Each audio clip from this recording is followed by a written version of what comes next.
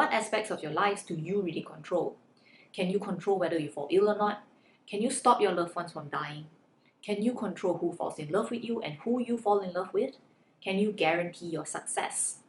So what is it do we really have control over? So in this video, I'm going to share with you what is it that we truly have control over. And when you manage to master this, it will help you manage your emotions, overcome challenges, and also improve your relationships. So let's begin. So in our lives, we have two worlds, the mental world and the physical world. So we can control what happens in our minds, but whatever happens around us, we have no control over. So in fact, not everything in our minds we have control over, like our emotions and our memories. So the one thing that we truly have control over is our judgment.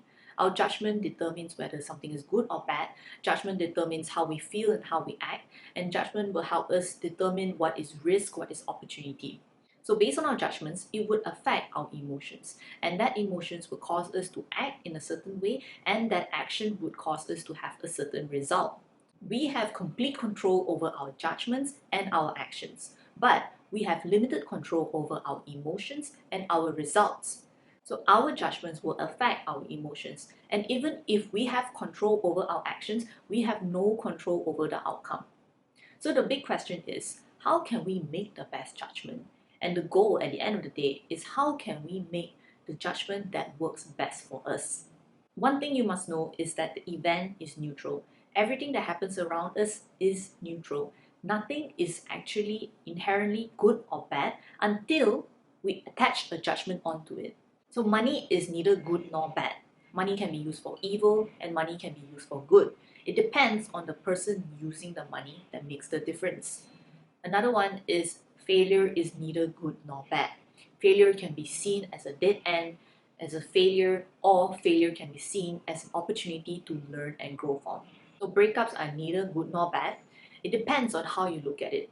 You can remain sad and hold on to the past, or you can learn from it and grow and look forward to the future. So our lives will be much easier if we are able to make the best judgments that works for us. So how do we do that? And the answer lies in between the space of the event and the judgment. There is the phrase, too quick to judge. Most problems arise when we are too quick to judge. When we make the bad judgment, we make mistakes, we hurt people, and we also hurt ourselves. So in between the event, which is neutral, and your judgment, there is a space in between.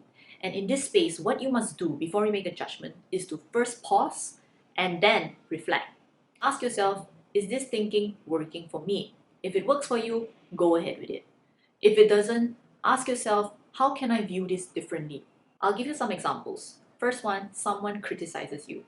Firstly, I ask myself, does that judgment, does that thinking work for me? To me, I don't like the word criticize because it makes me feel attacked, it makes me feel bad, and I will be defensive. So let's keep the event neutral. Let's use a neutral word. Instead of criticize, let's call it a comment or a feedback. So when I think of it as a comment or a feedback, I'm in a better place. So then I can ask myself, is there truth in that statement that was made? If there is truth in the statement, they would have pointed out a fault that I can address. If it's false, then they are in error.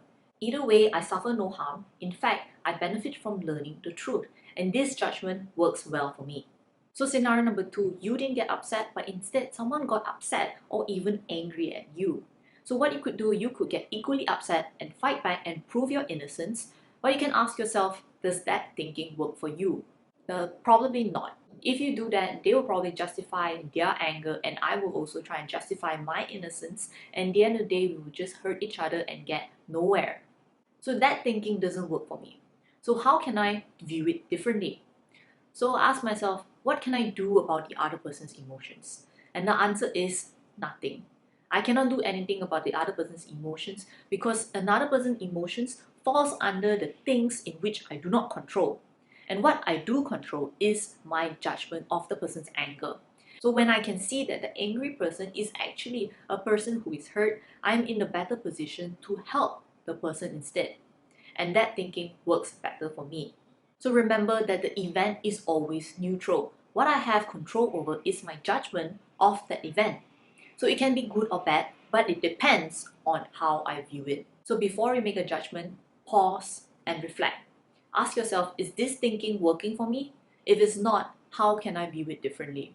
So after this video, take 5 to 10 minutes to ask yourself, what is it in your life that is not working well for you?